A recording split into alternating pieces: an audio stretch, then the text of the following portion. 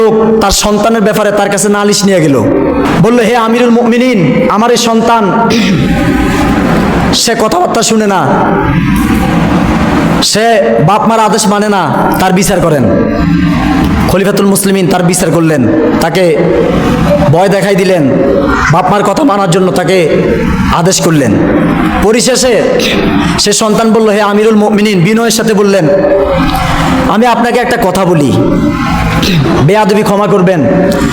আচ্ছা আপনি বলেন, বাবা মার কি সন্তানের প্রতি কোনো হক নেই, কোনো দায়িত্ব নেই? তো হযরত ওমর ফারুক রাদিয়াল্লাহু তাআলা আনহু, যিনি অর্ধেকটা পৃথিবীর একজন রাষ্ট্রনায়ক ছিলেন, তিনি বলেন, হ্যাঁ অবশ্যই আছে, থাকবে না কেন? প্রথম অবস্থায় তিনটা দায়িত্বের কথা বললেন। একটা হলো যে বিয়ে করার সময় সন্তানদের জন্য ভালো মা তালাশ করা, ভালো মা নির্বাচন করা। বিয়ে করার জন্য কেমন মা তালাশ করা? ভালো মা তালাশ করা। অর্থাৎ টিকটকের মাইয়া যদি বিয়ে করেন, ভালো সন্তানের আশা করতে পারবেন, ঠিক না? জিন্দিগানি তো না। নাচ গান করে, নর্তকী, নায়ক নায়িকা, গায়ক গায়িকা, অশ্লীল বেহায়াপনা, গান বাজনা করে, নাচানাচি করে, এদেরকে যদি আপনি বাছাইকৃত কইরা বিবাহ করেন, আপনি লেখে রাখেন আপনার সন্তান ভালো হইবেন। কি ভালো হইব? এটার থেকে ওই নাচানাচি বের হইবে। তাহলে হযরত ওমর রাদিয়াল্লাহু আনহু কি বললেন? প্রথম কথা যে বিবাহ করার সময় ভালো মা নির্বাচন করা, ভালো মেয়ে নির্বাচন করা।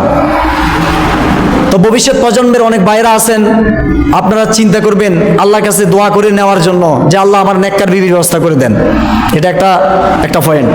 তো যে বয়ানটা দিলেন হযরত ওমর ফারুক রাদিয়াল্লাহু তাআলা আনহু, যে বাচ্চার একটা সুন্দর নাম রাখা। বাচ্চার কি রাখা? সুন্দর একটা নাম রাখা। বর্তমান তো আমাদের এমন অবস্থা, আমাদের মনে যেটা আসে ওইটাই আমরা রেখে দিই। এখন ঘরে ঘরে ডিকশনারি হলো টেলিভিশন। কি আগে তো দেখতাম, হুজুর আমার মেয়ের নাম রাখেন, আমার ছেলের নাম রাখেন। আর এখন বেডিরা কাকা হুজুররা লাগতো না, আমরা টিকটকের মধ্যে বহুত নাম পাই।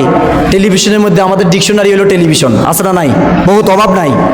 যেমন কি নাম রাখে? লতা পাতা, শেওলা, বজ্রমালা, কিরণমালা, চশমা, ফাঙ্কা ফাঁকি, ময়না, হেলেনা দুলেনা ঘরের মধ্যে থাকে না। আছে না নাই? আছে। অনেকে মনে কষ্ট যেতে পারে, কিন্তু এগুলো হাদিসের কথা। নামেরও একটা বরকত আছে।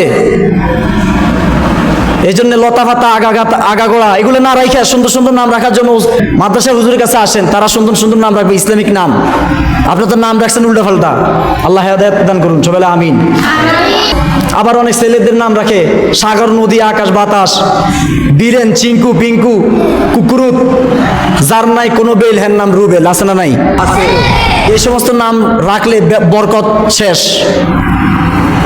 তো হযরত ওমর ফারুক বলল, সুন্দর একটা কি রাখা, নাম রাখা। এই সন্তান অভিযোগ করলো, এ খলিফাতুল মুসলিমিন, আমার বাপ তো আমার সুন্দর নাম রাখে নাই। কথা বললেন যে তোমার সন্তানদেরকে পবিত্র কোরআনের শিক্ষা দেওয়া। কি দেওয়া? পবিত্র কোরআনের শিক্ষা।